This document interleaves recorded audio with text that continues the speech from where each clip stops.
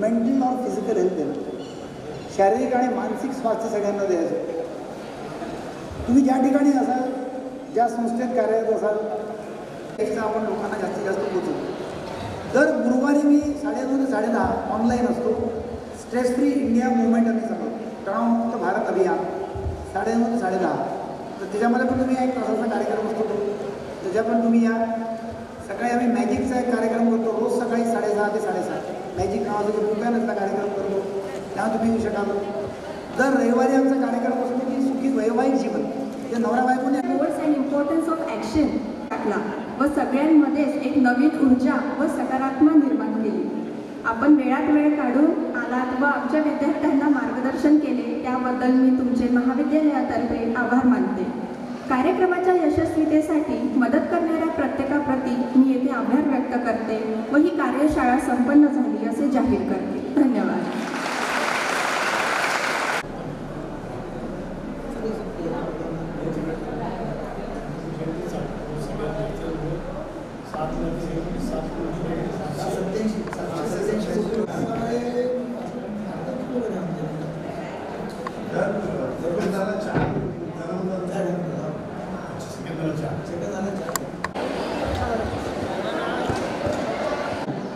आजच्या या कार्यक्रमात सर्वप्रथम विद्यापीठ गीताकरिता सर्वांनी आपल्या जागेवर उभे राहावे अशी मी सर्वांना विनंती करतो.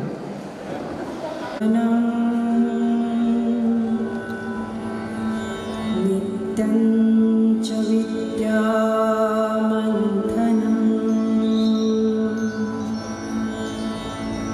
नित्यं हि विद्या नित्यं च विद्या जीवनम्.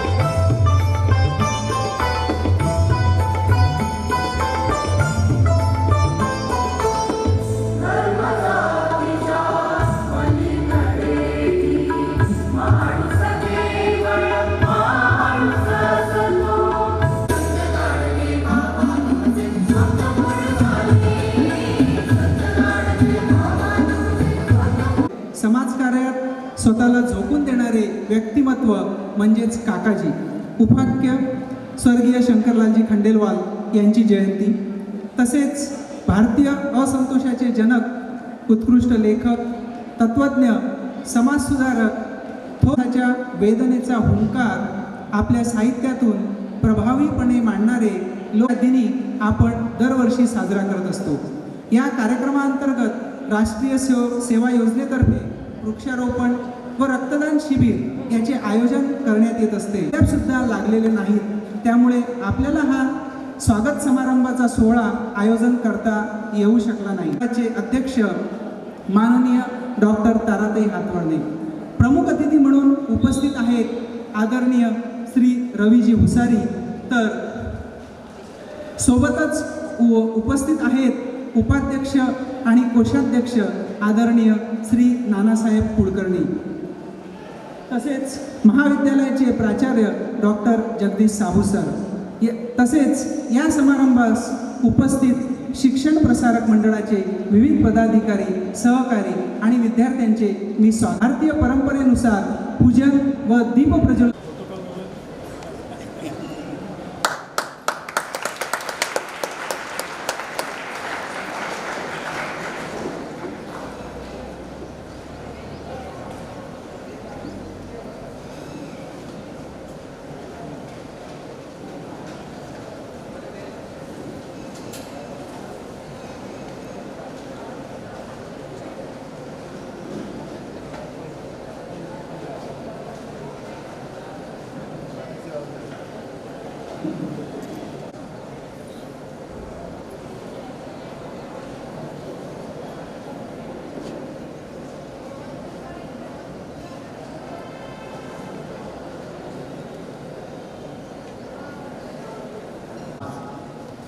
ज्यांची जन्मजयंती आहे,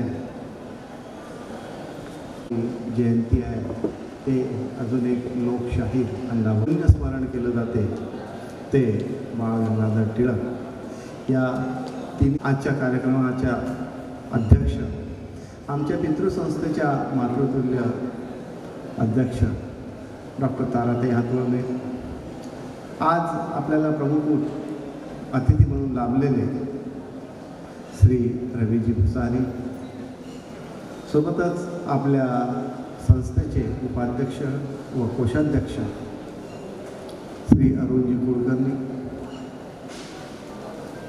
उपस्थित सर्व प्राध्यापक वर्ग, विद्यार्थी, सेकंड इयर आणि फायनलच्या परीक्षा नुकत्याच आटोपलेल्या आहेत आणि त्यामुळे सेकंड इयर आणि फायनलला अजून प्रवेश झालेले नाही. आज आपल्यासमोर जास्तीत जास्त जे फर्स्ट इयरला प्रवेशित झालेले आहे विद्यार्थी ते आहेत. काही सिनियर विद्यार्थी दिसत आहे मला, कारण आम्ही नोटीस काढलेली आहे की ज्यांना सेकंड इयर आणि फायनलसाठी क्लासेस आपण सुरू करीत आहोत, यायचं आहे, तर ते सुद्धा उपस्थित आहे. तर आपल्या सर्वांना मी 1958 रोजी या जुन्या शहरात सुरू झाले एम या संस्थेचा जो उद्दिमवर दिसत आहे तो आहे the parent society of the college शिक्षण Prasarak Mandal Akola was इन्सेप्टेड in year under privilege strata of the society. ज्या महान लोकांनी ही संस्था सुरू केली त्यांना ही संस्था तिकडे मोठ्या शहरातही नवीन शहरातही सुरू करता आली असती, पण मुळातच त्यांचा उद्देश असा होता अशा लोकांसाठी आपल्याला संस्था काढायची आहे, अशा लोकांना आपल्याला एज्युकेशन द्यायचं आहे. पुढे ते आहे की it has done ever since its inception it has done a remarkable job and set a benchmark in the field of education right from French to senior college. आपल्या सर्व विद्यार्थ्यांना माहीत असेल की आपल्या संस्थेअंतर्गत चालविल्या जाणाऱ्या 5-7 संस्था या प्रिमायसेसमध्ये आहेत. भिकमचंद खंडेलवाल शाळा आहे, मोहरेदेवी खंडेलवाल कन्या शाळा आहे, त्यानंतर फार्मसी कॉलेज आहे, गीतादेवी खंडेलवाल आहे, पाळणा घर आहे. म्हणजे पाळणा घरापासून तर आता आपल्याकडे सिनियर कॉलेज, त्याच्यात PG आणि इव्हन रिसर्च सुरू झालेला आहे. तर हा उद्देश तेव्हाच ठरवण्यात आला होता that it has set a benchmark in the field of Khandelwal Arts, Science and Commerce College, Akola has established in 1999-2000 with the same objective. सर्वप्रथम तर या क्षेत्रातल्या लोकांना काय करायचं आहे, एज्युकेशन द्यायचं हे संस्थेनं ठरवलं. त्यानंतर प्रायमरी एज्युकेशन, हायस्कूल एज्युकेशन, तर तो PhD करून डॉक्टर होऊन बाहेर निघू शकतो. तर हा आपल्या संस्थेचा उद्देश आहे. त्यानंतर विजन, आता हे सर्व करण्यामागे एक विजन, दृष्टी होती. ती अशी होती, we strongly believe in moulding students in to ideal, responsible and productive citizen dedicated to the nation. While imparting the need-based education, we enrich core values like nationality, honesty, quality, rule following and cleanliness. The same we cherish through our aims and objectives. काय निर्माण करायचं आहे की जो या देशाच्या कामी येईल, या राष्ट्राच्या निर्माणामध्ये त्याचं सहकार्य किंवा वाटा असेल. आणि हे सर्व करत असताना आपल्याला काय काय पाहायचं आहे, की त्याच्यात राष्ट्रभक्ती असतं, हे महाविद्यालय चालत असते. पुढे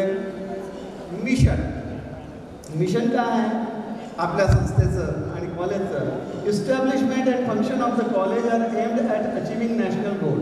दिस is not mere act of social service, rather a task dedicated towards the national beauty. We believe that proper education can develop cultured, intellectual, self-reliant students. थोडक्यात आता हे सर्व इंग्लिशमध्ये आपल्याला नॅक करावं लागते, त्या हिशोबानं सेट करून दिलेले गोल आहे. मी तुम्हाला साध्या आपल्या मराठी आणि हिंदीमध्ये सांगून देतो की आपलं हे जे काम आहे, the function of the college is aim in achieving the national goal. जेव्हा आपण राष्ट्राकरिता विद्यार्थी तयार करत आहोत तर विद्यार्थ्यासोबत राष्ट्राची उन्नती झाली पाहिजे. आपली टॅगलाईन आहे कॉलेजची, education for life and life for the nation. Education for life for the nation. म्हणजे पहिले एज्युकेशन विद्यार्थ्यांना त्यांचं जीवन घडवण्यासाठी द्यायचं आहे आणि मग ते जीवन आपल्या देशाच्या साठी समर्पित या कामी पडलं पाहिजे. It is rather task believe that proper education can develop cultured, intellectual. Pursuing PhD 3 आहे, त्याच्यातून 32 मधून 24 PhD आहे, 3 PhD करत आहे. नंबर ऑफ प्रोफेसर 7 आहे, ही खूप मोठी गोष्ट आहे. असोसिएट प्रोफेसर 9 आहे, number of assistant professor 16, number of PhD supervisor 19. 34 मधून 19 लोक PhD सुपरवायझर्स आहेत. हा खूप मोठा रेकॉर्ड आहे. अर्ध्यापेक्षा जास्त लोक सुपरवायझर आहे. म्हणजे तुम्हाला उद्या PhD करायची आहे तर त्यांच्या हाताखाली तुम्ही करू शकता. BOS चेअरमन मेंबर, सिनेटवर आपल्या इथं जे 9 लोक आहेत. आपल्या इथे नॅक नुकतंच झालं, A ग्रेड मिळालं. Sir applicated to your university. मग मी एकदम थांबलो आणि मी सांगितलं त्याला 398 फट्ट दिवशी ते थांबले. नाही व्हॉट हॅपन्स बोले, म्हणजे मराठीत सांगायचं काय असते, एखादी विद्यापीठ त्याला 10-15 कॉलेजेस अटॅच असतात म्हणे.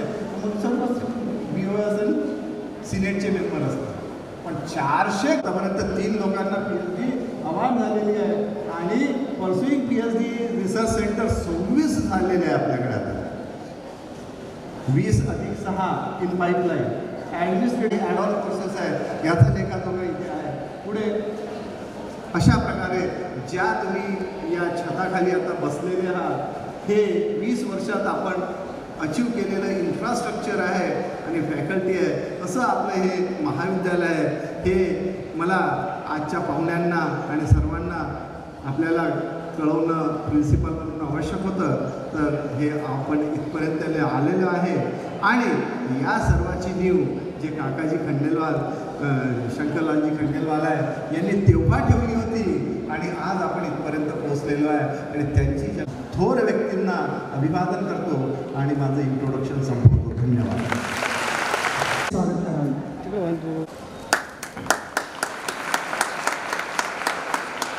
धन्यवाद सर. यानंतर श्रद्धास्थान आदरणीय श्री रवीजी भुसारी यांचे स्वागत मॅडम करतील अशी मी त्यांना विनंती करतो.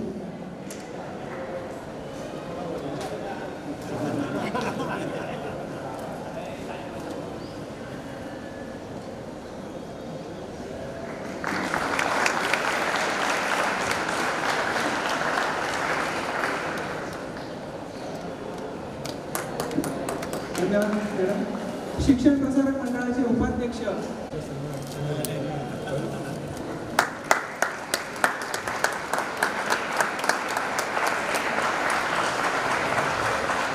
डॉक्टर जगदीश साहू सर यांचे स्वागत IQACचे समन्वयक प्राध्यापक रोहन शिरसाट सर करतील अशी मी त्यांना विनंती करतो.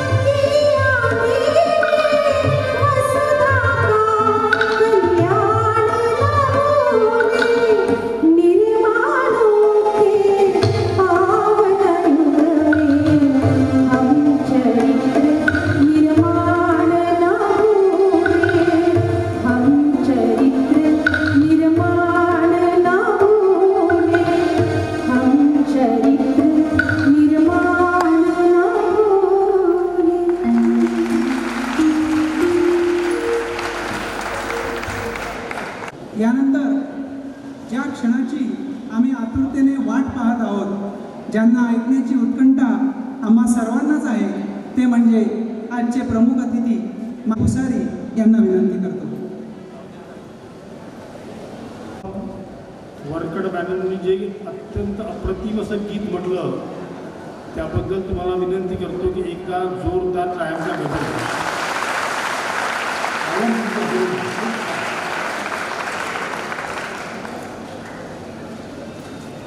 मंचावर हातमाने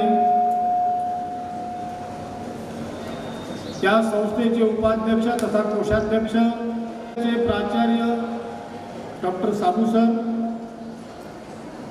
उपस्थित गुरुजन वर्ग आणि या महाविद्यालयाची कीर्ती म्हणता येईल त्याचं वर्णन अतिशय प्रभावीपणे ज्यांनी केलं, तुमचं स्वागत सुद्धा त्यांनी केलं, ते प्राचार्य आणि सर्व गुरुजनांकरता आजच्या या पहिल्या दिवशी सर्व विद्यार्थी बंधू आणि भगिनींनी उभं राहून गुरुजन मला आशीर्वाद देणार आहेत त्यांच्याकरता जोरदार एकदा दोन्ही हात करून ओंकार करायचा. ओ जोरदार करा. अजून एकदा आपल्या सगळ्यांचा फोटो एकदा आवाज येत लक्षात ठेवा. पुन्हा एकदा खूप खूप धन्यवाद.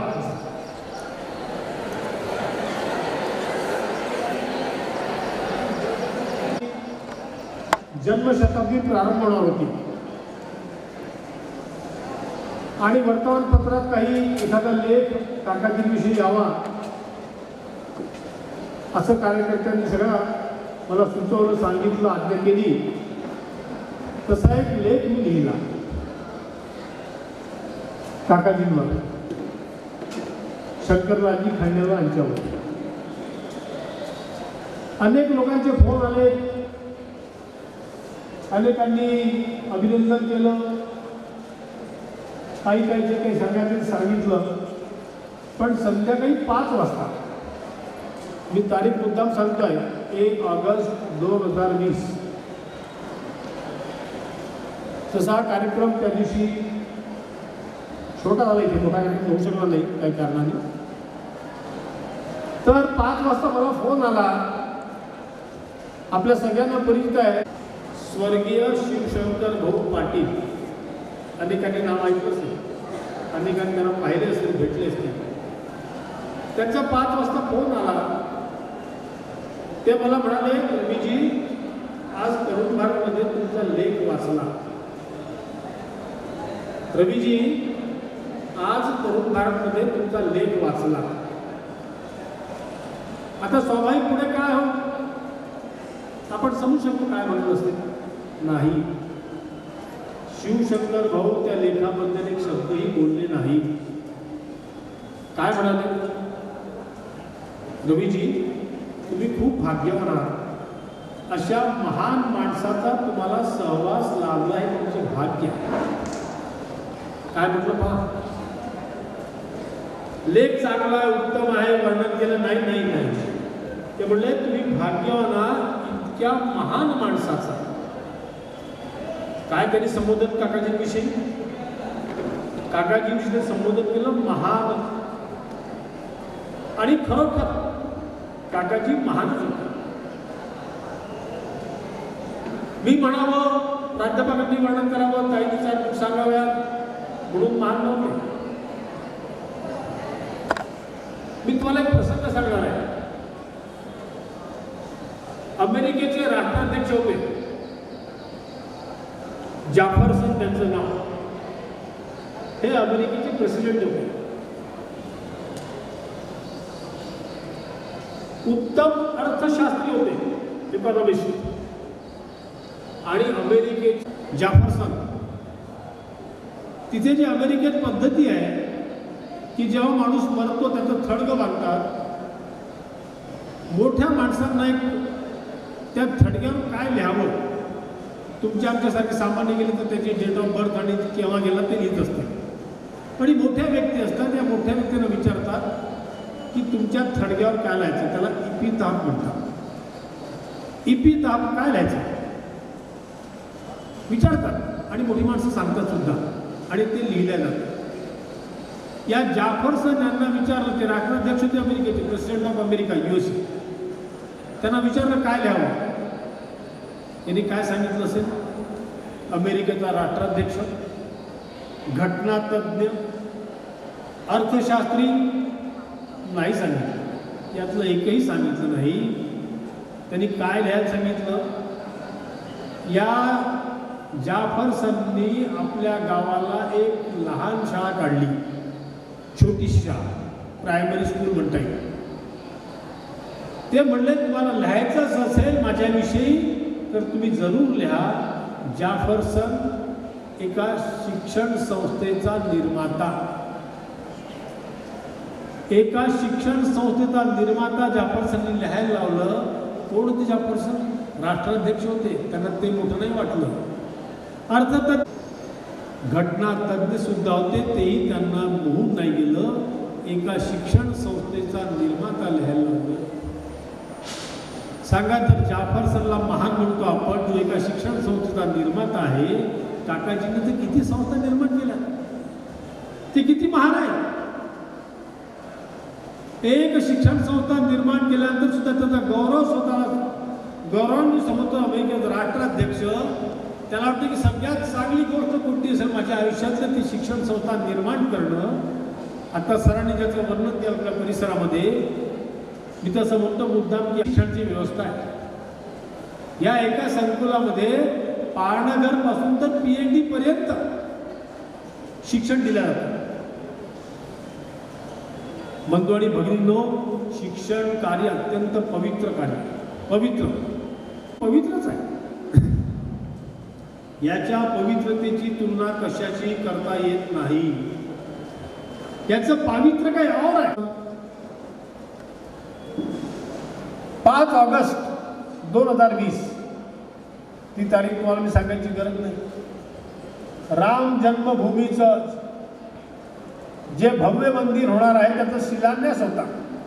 सरसंघचालक परमपूज्य मोहनजी भागवत यांच्या उपस्थित तो कार्यक्रम होता आणि जितेंद्रनाथ महाराजांना त्याचं निमंत्रण होतं. महाराजांना निमंत्रण होतं की त्या कार्यक्रमात त्यांनी उपस्थित राहायचं. मोजक्या लोकांना निमंत्रण होतं. त्यात जितेंद्रनाथ महाराज होते. जे इथे कोणी बसल्या त्यांना आठवत असेल, मला तर चांगलं आठवतं, काही तर मंचावरच होत्या.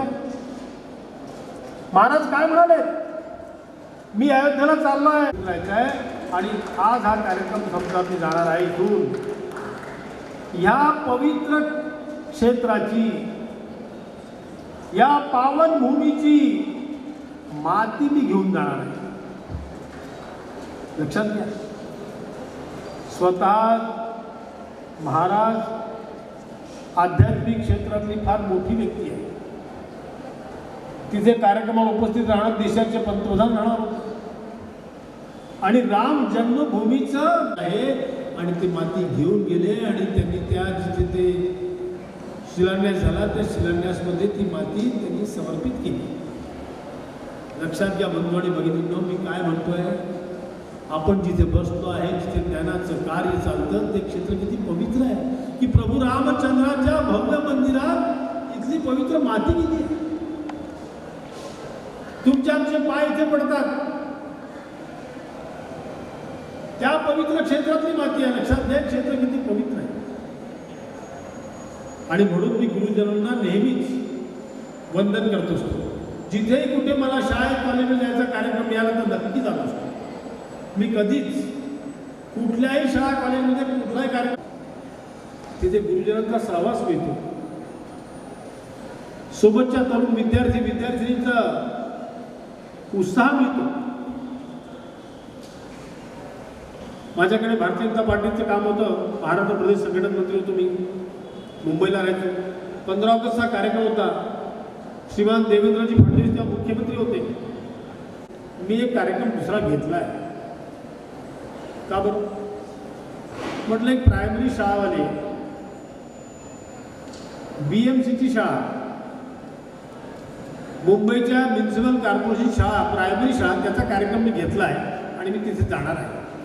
म्हटले काय बोलता? प्रायमरी शाळेचा कार्यक्रम काय लावला तुम्ही, मोठा सरकारी कार्यक्रम. मी म्हटलं पण तुम्ही घेतला काय तो. आणि मी साधारणपणे कुठल्याही शाळा कॉलेजचा कार्यक्रम घेतला तर गेल्याशिवाय राहतो. त्यांच्या घरी वर्षाभर बैठक ठरली होती, तेही कार्यक्रम संपवून आले, मी कार्यक्रम संपवून आलो. माझ्या चेहऱ्यावर उत्साह होता, माझ्या चेहऱ्यावर उत्साह होता आणि त्यांचा चेहरा कोमेजला होता. लक्षात घ्या, मी एका प्रायमरी शाळेच्या कार्यक्रमात गेलो होतो आणि माझ्या चेहऱ्यावर उत्साह होता आणि मुख्यमंत्री सरकारी कार्यक्रमात त्या मोठ्या मोठ्या कार्यक्रमात जाऊन आले, पण त्यांचा चेहरा कोमेजला होता. म्हटलं काय झालं, तर बोर झालं. मला काय झालं, काय सुंदर कार्यक्रम झाला, काय लहान लहान मुलांचं कौतुक करावं, काय त्यांना सुंदर शिकवलं शिक्षकांनी, कमाल आहे. हा फरक आहे, लक्षात घ्या तुम्ही. हा फरक आहे. शाळा कॉलेजचा शिक्षण जे कार्य चालू असतं तिथला कार्यक्रम आणि तो कार्यक्रम भव्य झाला, त्याची मला निंदा नाही करायची आहे, गरज नाही का त्याची. तो मोठाच कार्यक्रम झाला, सरकारी इतमामाने झाला, काय नसेल ते सगळं झालं तिथे. पण जो उत्साह, जी प्रेरणा ह्या कार्यक्रमात असते, मी कधीही कुठल्याही शाळा कॉलेजच्या कार्यक्रमात जायला काकाजींविषयी बोलणार तर मी, पण त्याच्याविषयी मला नक्की सांगू दे. शिक्षक आणि विद्यार्थी जुन्या काळात गुरु शिष्य म्हणत असतील, याचे संबंध तेव्हा जसे होते विद्यार्थ्यांचा, त्या सरांचा आणि त्या शिक्षक विद्यार्थ्यांचा. त्यांच्या गावात रामेश्वर येते.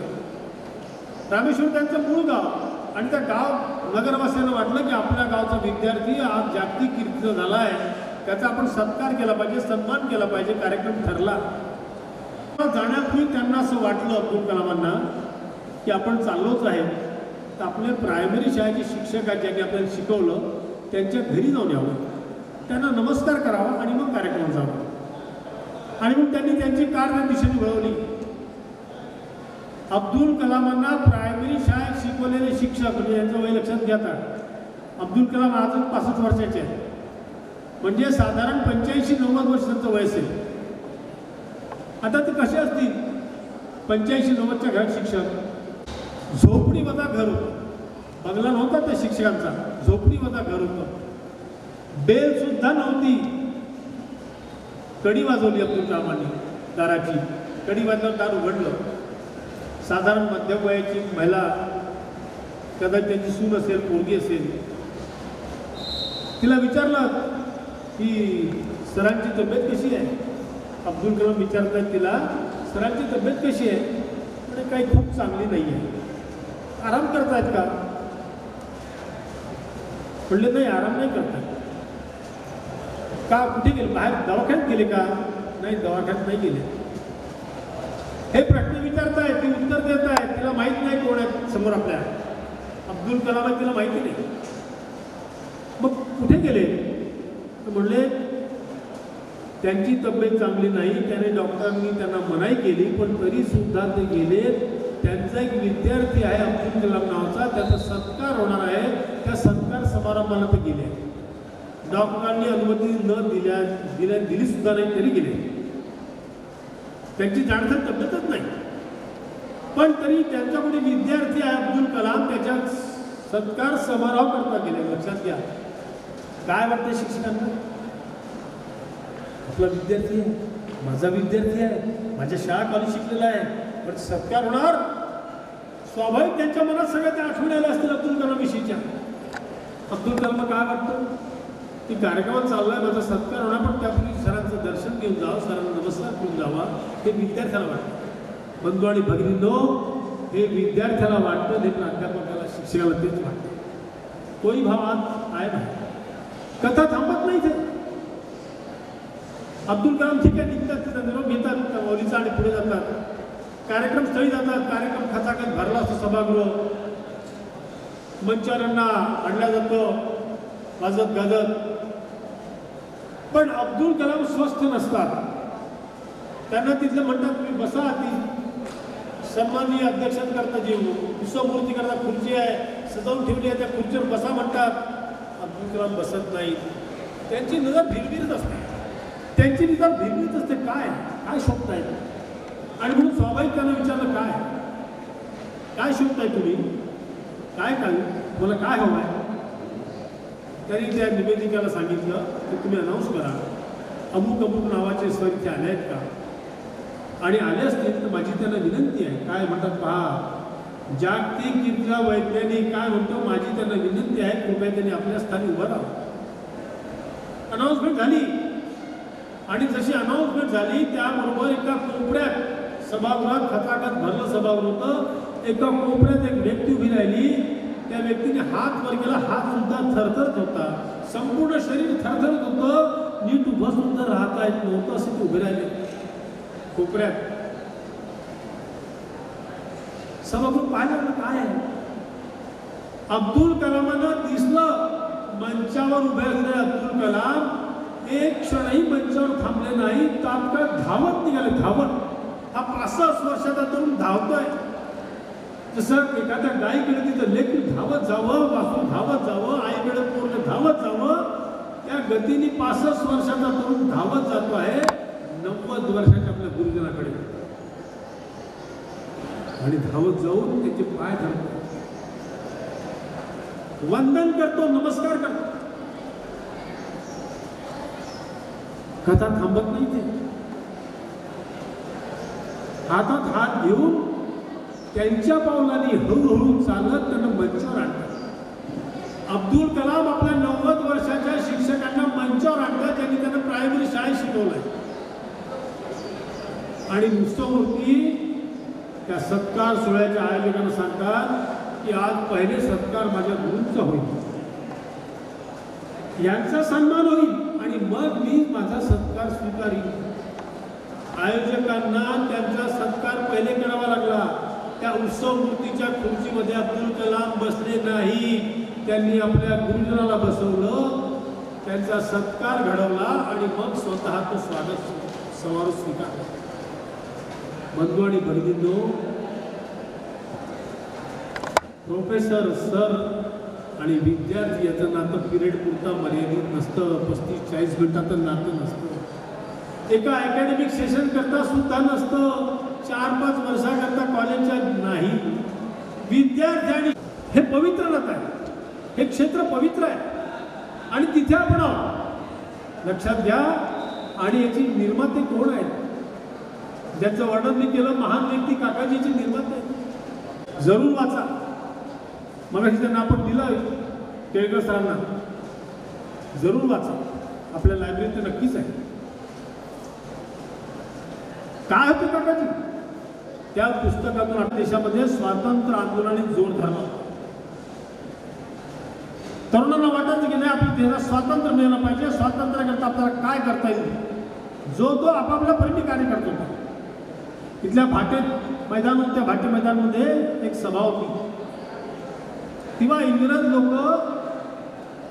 चहाची सवय लागावी, तुम्हाला भारतीय लोकांना चहाची सवय लागावी, आणि म्हणून बाजारामध्ये मोठ्या मोठ्या ठिकाणी फुकट चहा निषेध केला पाहिजे, त्याचा बहिष्कार केला पाहिजे. आणि भाटे मैदानच्या सभेमध्ये काकाजींनी त्यांच्या सोबतच्या तरुणांनी चहाचा निषेध केला नाही, तर चहाचा त्यांनी त्याग सुद्धा कधी, चहाचा बहिष्कार केला. आयुष्यात कधी चहा प्याले नाही. चहा पिणं न पिणं भाग नाही आहे. संकल्प काय आहे की माझा देश गुलामीत आहे, आणि माझ्यावर जे राज्य करत आहेत, जे अयोग्य लोक आहेत, त्यांच्या निषेधाकरता, त्यांना इथून हाकलण्याकरता, त्यांचा ज्या गोष्टीचा बहिष्कार करणं, हा तो संकल्प आहे. आणि स्वातंत्र्य मिळालं, पण काकाजींनी चहा ते सुरू केला. दृढ संकल्प होता.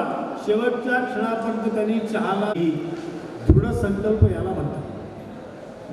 काकाजी दृढ संकल्पी होते. काकाजी परिश्रमी होते. त्याचं वर्णन केळकरांनी केलं, आणि खरं त्या परिश्रमाशिवाय काही मिळत नाही. लक्षात घ्या, माणसाच्या जीवनामध्ये परिश्रमाशिवाय काही मिळत नाही. एकच गोष्ट मिळते, बिना परिश्रमाने मिळणारी एकच गोष्ट आहे. तुम्ही रस्त्याने जात राहा, केळीचं साल आलं, पाय सटकला की काय होतं तुम्हाला सांगायची गरज नाही. बिना परिश्रम मिळते, त्याला परिश्रम नाही करावा. फजितीला परिश्रम करावे लागत नाही, फजिती आपोआप होते. पण कुठलीही चांगली गोष्ट करायचं तर परिश्रम करावा लागतो. या ठिकाणी प्रसंग आहे. संघाचा एक वर्ग होता आणि या वर्गाकरता त्याचे संपादक होते अण्णा डांगे त्यांचं नाव. फार चांगले संपादक होते, उत्तम लेखक होते. कार्यक्रमाला आले आणि कार्यक्रमानंतर जो त्यांनी अग्रलेख लिहिला त्या कार्यक्रमावर काकाजी एक स्वयंसेवक ना त्यांनी लेख लिहिला. काय लेख लिहिला? त्यांनी एक दृश्य पाहिलं. सन्माननीय व्यक्ती येत आहेत, सगळे येत आहेत, तिकडे कार्यकर्ते सतरंजीवर टाकत आहेत. सतरंजीला टोकत 4, कार्यकर्ते 3. काकाजी संघाचे नगरसंघचालक होते, म्हणजे सन्मानाचा पद असतो, फार मोठा मान असतो संघचालकांना. तिथे 3 स्वयंसेवक आहेत, 4था नाही आहे आणि सतरंजी टाकायचे आहे. 4 टोका तिला. काकाजींनी पाहिलं, त्यांच्या लक्षात आलं. त्यांनी कोणाला आज्ञा नाही केली, कोणाला सुचवलं नाही. कोणाला संपादक अण्णा डांगेंनी पाहिलं. दुसरा एक स्वयंसेवक धावत आला, पण थोडं काकाजी राहू द्या. काकाजी म्हणाले, मी स्वयंसेवक आहे ना. काकाजी तर म्हणतात, मी स्वयंसेवक आहे ना. जिथे कमी तिथे आम्ही. स्वयंसेवक म्हणजे काय? जिथे कमी 3 टोका 3 होते, 4था टोक. स्वयंसेवकाचं काम काय असतं ते काकाजींनी आपल्या कृतीतून दाखवलं. आणि अण्णा डांगेंनी ते वाक्य ऐकलं आणि लोकांशी केळकरांना सांगितलं की परिणाम कृतीचा नसतो. तुम्ही किती चांगलं मला म्हणलं वाक. आताही मनाचं परिवर्तन करायचं असेल, कोणाच्याही मनाचं परिवर्तन करायचं असेल तर त्याच्याकरता कृतीच पाहतात आणि त्या कृतीचं अनुसरण करतात आणि ते सहजगत्या होत असते. काही नाही, सहज असतं. की माणसांचं हृदय परिवर्तन करायचं असेल, माणसांचं मन वाढवायचं असेल तर त्याच्याकरता example is not main thing. इंग्रजीत लिहितो, example is not main thing, म्हणजे तुमचं उदाहरण काही मुख्य नाही. अरे वारे, आम्हाला जर मन घडवायची असतील, आम्हाला मन परिवर्तित करायची असतील तर त्याच्याकरता उदाहरणाशिवाय अजून महत्वाचं काय? Example is the only thing. Example is the only thing. Main thing म्हणजे काय असतं? एक मुख्य गोष्ट. एक्झाम्पल प्रमुख नाही तर only example is the only thing. तुम्हाला मन घडवायची असतील. 14 वर्ष काकाजीचा माझा सहवास होता. मी कधी त्यांना भाषण करताना पाहिलं नाही, त्यांना कधी उपदेश देताना पाहिलं नाही की 4 लोक बसलाय काकाजी उपदेश देतात नाही. मी काकाजींना सदा न कदा कृती करतानाच पाहिलं. कृती करायची, त्या कृतीचाच परिणाम होत असतो. आपण लोकमान्यापासून ते पाहतो, आपण अण्णाभाऊपासून ते पाहतो. योगाबद्दल काय असं माहीत नाही, पण ठीक आहे. पण अशा काकाजींच्या नावाने चालणाऱ्या महाविद्यालयात तो विद्यार्थी आपण काकाजींना अपेक्षित प्राध्यापक असणार. काकाजींच्या जीवनामध्ये संकट नक्की होते, परिश्रम नक्की होते, पण अपयश. काकाजींच्या जीवनातली प्रत्येक गोष्ट यशापर्यंत गेली आहे, कारण तिथे कृतिशीलता होती, परिश्रम होते, स्वयंसेवकाचं जीवन होतं. आणि म्हणून आजच्या ह्या जयंतीच्या निमित्ताने काकाजींचं पुण्य स्मरण करण्याकरता मला बोलवलं. खरोखर मला खूप धन्यवाद. विद्यार्थी बंधू भगिनींचे मी पुन्हा एकदा आभार मानतो. आणि शेवट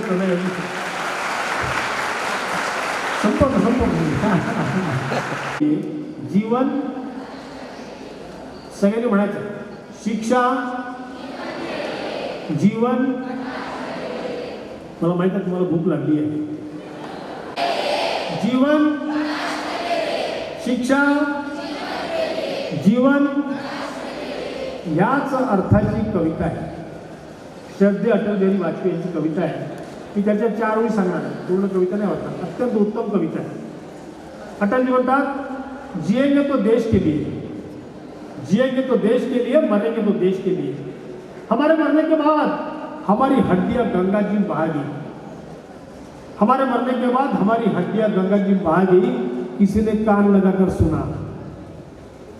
कोणी गंगे स्नान करणार आहे आणि त्या स्नान करता करता त्याच्या कानाला स्पर्श जर आमच्या अस्तित्वाचा झाला, जिएंगे तो देश के लिए, मरेंगे तो देश के लिए, हमारे मरने के बाद हमारी हड्डियां गंगा जी में बहाई गई. और किसी ने कान लगाकर सुना, एक ही आवाज आएगी, भारत माता की जय, भारत माता की जय, भारत माता की जय. धन्यवाद. प्रवेशित पिढीला झाली. धन्यवाद.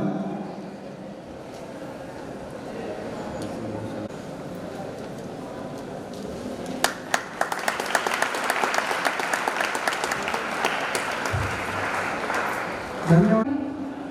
आपल्या सर्वांच्या मनात नेहमीच असणाऱ्या, ह्या मंचावर असणाऱ्या तीनही महात्म्यांना मी विनम्र अभिवादन. आजचा महत्त्वाचा कार्यक्रम म्हणजे डॉक्टर केळकरांचं भाषण आणि स्वर्गीय काकाजींची माहिती की त्यांनी ह्या संस्थेसाठी काय केलेलं आहे आणि त्यांच्या जीवनातून आपण नेमकं काय घेऊ शकतो हे आपण आत्तापर्यंत या ठिकाणी आले. आता कारण मला एक प्रसंग आठवतोय, तो सांगते आहे की एका छोट्याशा गावामध्ये खूप उंच अशा सर्वसाधारण परिस्थितीचे लोक राहतात. सगळे देवळात जायचे, एकदा तर जाऊन यावं, पण दिवसभर काम असायचं त्याच्यामुळे वेळ काढता यायचा नाही. मग त्यांनी असं ठरवलं की एक दिवस रात्री निघायचं आणि टेकडीवर चढायचं, दर्शन घ्यायचं, सकाळी लवकर खाली उतरायचं. आणि रात्रीच्या वेळी निघाले, टेकडी चढायला लागले, अंधार सगळा, जवळ कंदील होता, कंदील घेऊन चालले होते ते. परंतु थोडा साधू आला. तो साधू मागून आला आणि झप्पा चालत याच्या थोडासा पुढे गेला आणि पुढे गेल्यावर थांबले, पुन्हा मागे वळले आणि त्या व्यक्तीला म्हणाले, चला ना, तुम्ही का बरं इतक्या हळूहळू चालताय? ते म्हणाले, काय करणार, अंधारी रात्र आहे, मला काही दिसतच नाही आहे, त्याच्यामुळे मी विचार करतोय की पुढे जायचं की नाही जायचं. म्हटलं, असं कसं म्हणता तुम्ही की अंधारी रात्र आहे, काय समोर काय आहे काय नाही दिसणार नाही, तुमच्या हातात तर कंदील आहे. तर त्या व्यक्तीने सांगितलं की अहो, या कंदिलाचा प्रकाश पडतोच किती हो, 2 पावला इतका प्रकाश पडतो. मग त्या साधूने विचारलं की तुम्ही एका वेळेला किती पावलं चालणार आहात? तेव्हा ती व्यक्ती म्हणाली, मी एका वेळेला 1 पाऊल टाकणार. तर कोणती व्यक्ती चालताना एका वेळेला 1च पाऊल टाकणार आहे, आणखी किती टाकणार? मग तो साधू म्हणाला, किती सोपी गोष्ट आहे, 2 पावला इतका कंदील काही मागे राहणार नाही, तुमच्याबरोबर येणार आहे ना, त्याच्यामुळे तुम्ही पुढे गेलात की प्रकाशही पुढे जाणार, मग तुम्ही सहज जाऊ शकता पुढे.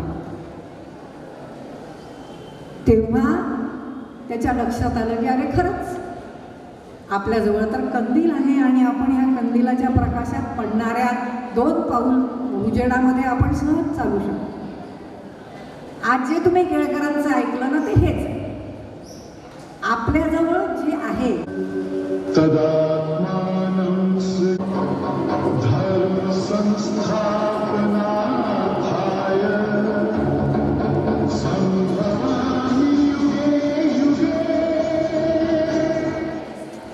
उन दिनों भारत देश में अंग्रेजों की हुकूमत थी.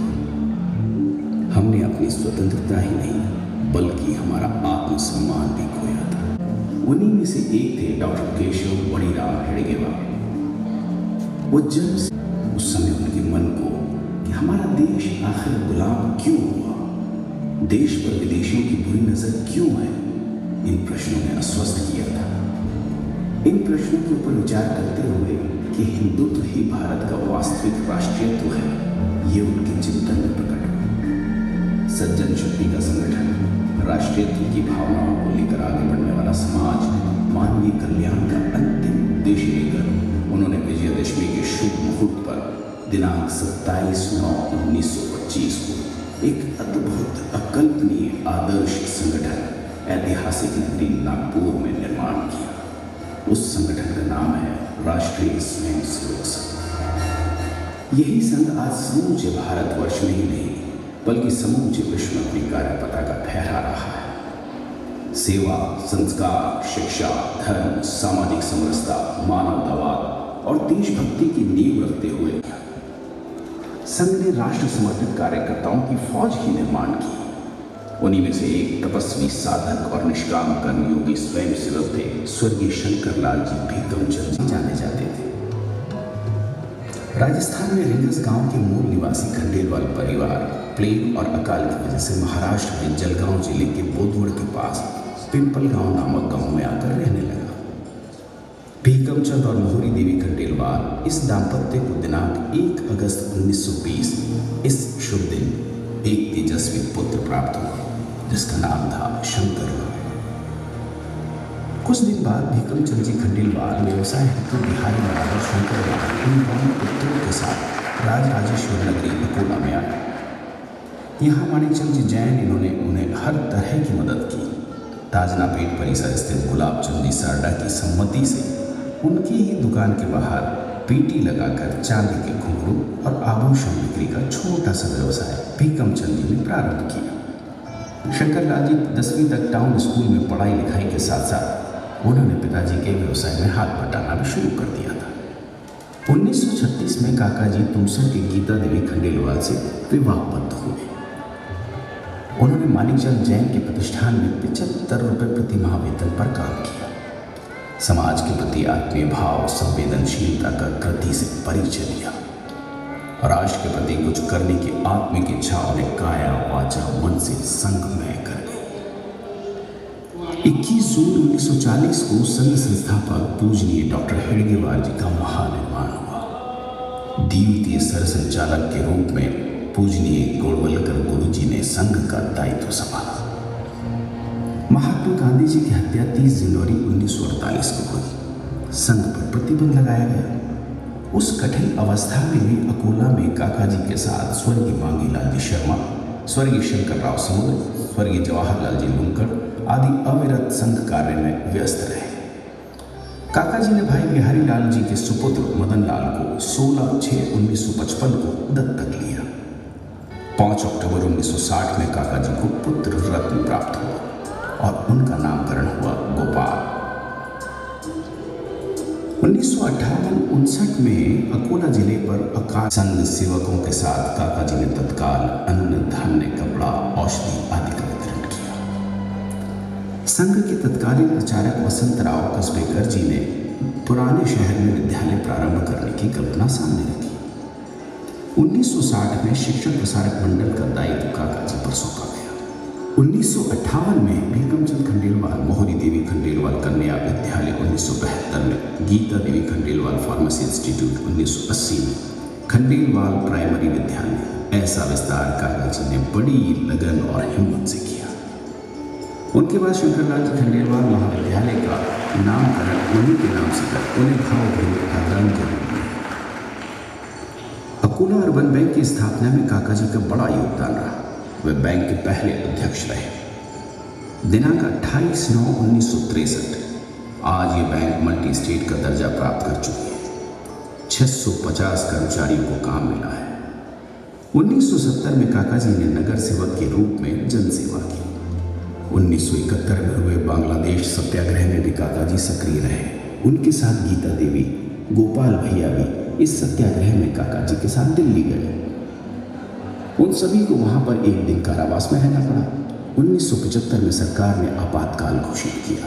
संघ पर बंदी आई, हजारों स्वयंसेवक बंदी बने। काका जी भी 17 महीनों तक मीसाबंदी रहे। किसी संकट पर मात कर आगे है बढ़ते जाना, ये काका जी का निश्चय था। व्यवसाय में मंदी थी, फिर भी समाज के कार्यक्रमों हेतु आलसी प्लॉट में जगह लेकर काका जी ने खंडेलवाल भवन निर्माण कार्य पूर्ण किया। परिवार में सभी को उनकी सहायता निरंतर मिलती रही। वो कभी निराशा की लपेट में नहीं आए। श्री शांतिलाल जी ने तो अत्यंत जिम्मेदारी से व्यवसाय को संभाला। उनके योगदान का वर्णन नहीं किया जा सकता। जय हिंद चौक में काका जी का घर था। वो संघ के लिए अपने हक का घर था। नानाजी देशमुख, माननीय अटल जी, माननीय दीनदयाल जी जैसे ऋषि तुल्य यहाँ निवास कर गए। प्रचारक को तो काका जी देवता समान मानते थे। सभी को पूर्ण रूप से सुविधा मिलनी चाहिए, यही उनकी अपेक्षा रहती थी। काकी जी में उतनी ही सेवाव्रति थी। अपने गहने बेचकर फार्मेसी कॉलेज का निर्माण हो, ऐसी उन्होंने शपथ ली थी। 16/11/1981 को काकी जी का स्वर्गवास हो गया। सामान्य परिवारों का भी अपना घर, ये सपना काका जी ने विजय हाउसिंग सोसाइटी के माध्यम से पूर्ण किया। मशहूर साउथराम मिल बंद हो गई उस पीरियड में। मजदूरों को हर प्रयास सहायता देने के लिए काका जी अग्रसर हुए। अकोला में बाढ़ का संकट आया। उस समय विद्यमान संचालक डॉक्टर मोहन जी भागवत अकोला जिला प्रचारक थे। उनका साथ काका जी ने संकटग्रस्तों को अन्न, कपड़े, औषधि आदि पूर्ण रूप से सहायता की। 1979 में पांडुरंग फुंडकर लोकसभा चुनाव लड़ रहे थे। उनको संपूर्ण सहकार्य कर काका जी ने कर्तव्य पूर्ति की। भारत के पश्चिमी घाट को मंडित करने वाले महासागर के किनारे खड़े होकर भविष्यवाणी करने का साहस करता हूं। अंधेरा छटेगा, सूरज निकलेगा, कमल खिलेगा। काका जी का संपूर्ण जीवन एक आदर्श स्वयंसेवक के रूप में उन्होंने व्यतीत किया। संघ को जीवन निष्ठा मानी, चाहे शिक्षा क्षेत्रों में हो, चाहे स्वास्थ्य के क्षेत्र में हो, अलग अलग क्षेत्र में समाज के शोषित, पीड़ित, दलित सभी लोगों के लिए इस समाज को हम कैसे आगे बढ़ाएं, आगे ले जाएं, हमारे देश को आगे कैसे ले जाएं और समाज में सर्वांगीण उन्नति और विकास। वहाँ की सुविधाएं और सुसज्जता देखने के बाद सामान्य कार्यकर्ता फूला नहीं समाता। अखिल भारतीय अधिकारियों की दीपावली बैठक इसी खंडेलवाल भवन और गीताई बंगले पर हुई। राष्ट्र का चिंतन करने वाले सेवाव्रती गीताई पर प्रसन्नता अनुभव करते थे।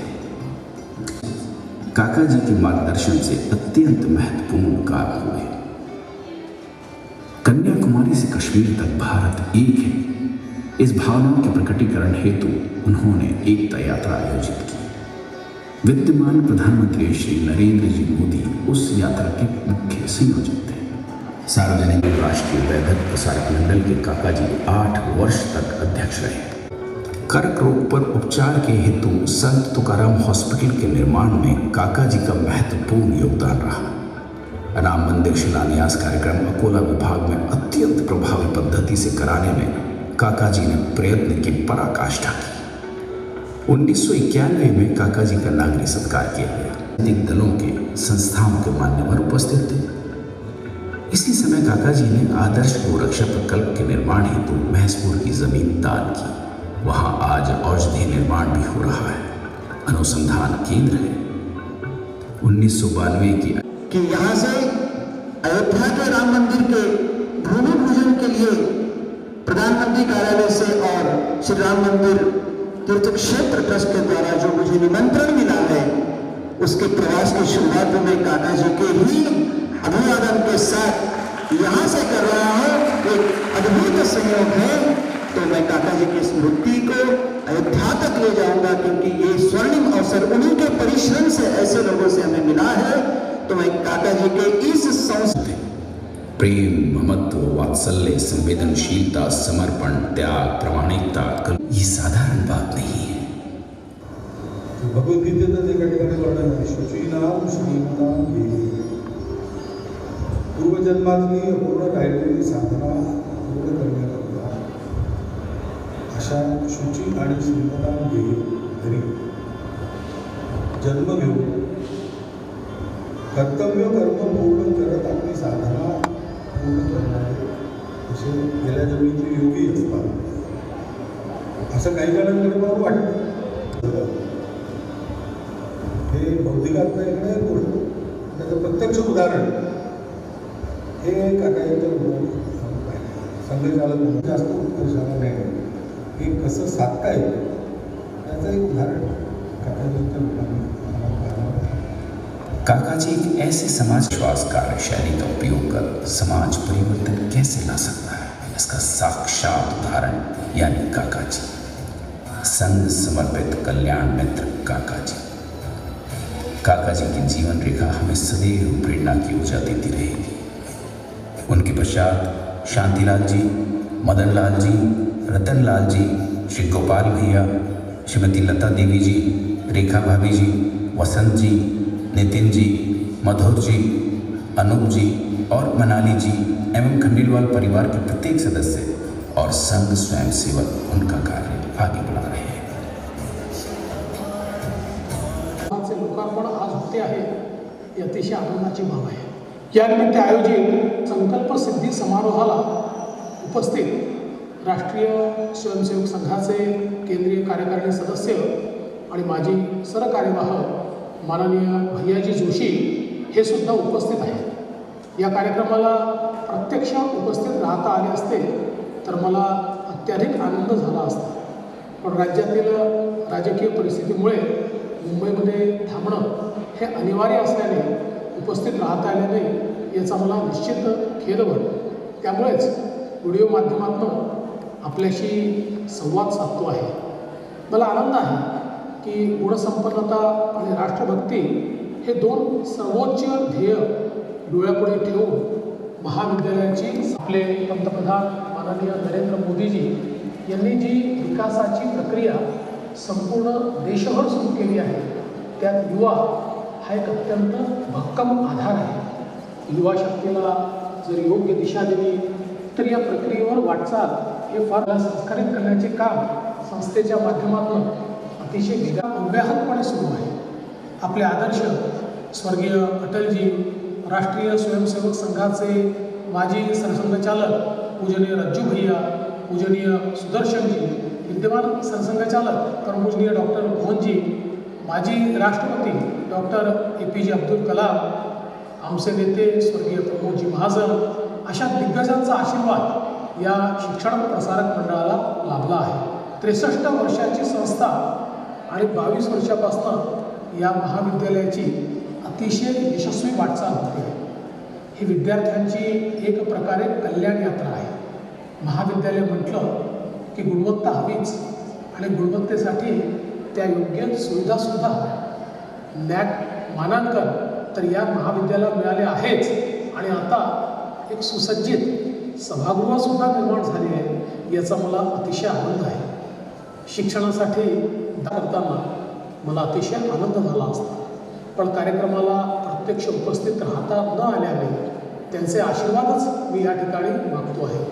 आपण केवळ दानदाते नाही तर ज्ञानदानाच्या प्रक्रियेतील एक महत्त्वाचे दुवे देखील ठरले आहात। त्यांच्या जीवनात एक नवा सूर्योदय होईल, परिवर्तनाचे एक नवे माध्यम खुले होईल। मी आपणा सर्वांना खूप खूप शुभेच्छा देतो। आज नवीन शैक्षणिक धोरण, ऑनलाईन विद्यापीठ अशी अनेक दालनं खुली होत असताना हा कार्यक्रम आयोजित होतो आहे हे अतिशय महत्त्वपूर्ण आहे। मी या कार्यक्रमाला अनेक शुभेच्छा देतो। संस्थेला भेट देण्यासाठी यथावकाश मी येईनच, पण आज केवळ ऑनलाईन शुभेच्छा देऊ शकतो आहे। प्रत्यक्ष उपस्थितीतून मला आपण सूट द्याल आणि येऊ न शकल्याबद्दल क्षमा कराल ही खात्री आहेच। या संकल्पसिद्धी समारोहाला पुन्हा एकदा खूप खूप शुभेच्छा देतो आणि आपली रजा घेतो। धन्यवाद। जय हिंद, जय भारत। उत्साह वाढविला त्याबद्दल मी त्यांचे मनापासून आभार मानतो। तसेच वाऱ्याच्या झुळकेने जसे मन सुखावते कार्यक्रमाची शोभा वाढते, तर आजच्या या कार्यक्रमात प्रमुख अतिथी म्हणून ज्यांनी कार्यक्रमाची शोभा वाढवली व आम्हाला मार्गदर्शन केले ते म्हणजे माननीय श्री रवीजी भुसारी। मी महाविद्यालयाच्या वतीने त्यांचा खूप खूप आभारी आहे।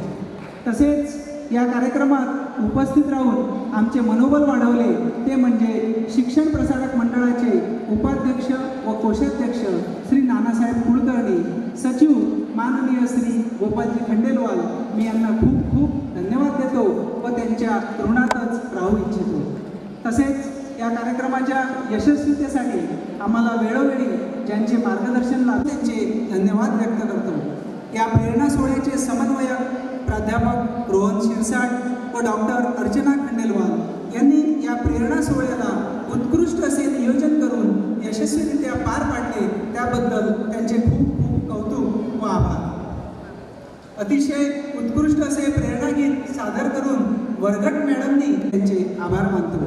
रक्तदान व वृक्षारोपण कार्यक्रमाला यशस्वी करण्यासाठी राष्ट्रीय सेवा योजनेचे सर्व कार्यक्रम अधिकारी व विद्यार्थी यांचे सुद्धा खूप खूप अभिनंदन व धन्यवाद. या कार्यक्रमात उपस्थित असलेले शिक्षक व शिक्षकेतर कर्मचारी ज्यांनी या कार्यक्रमाला उत्कृष्ट असे पार पाडण्यासाठी जे सहकार्य केले त्याबद्दल मी त्यांचा खूप खूप आभारी आहे. या कार्यक्रमाला टेक्निकल टीम यांनी जे सहकार्य केले त्याबद्दल शेवटी परंतु सर्वात महत्त्वाचे ते म्हणजे तुम्ही विद्यार्थी कार्यक्रमाला शेवटपर्यंत उपस्थित राहून कार्यक्रमात अध्यक्षांच्या वतीने हा कार्यक्रम संपला असे जाहीर करतो.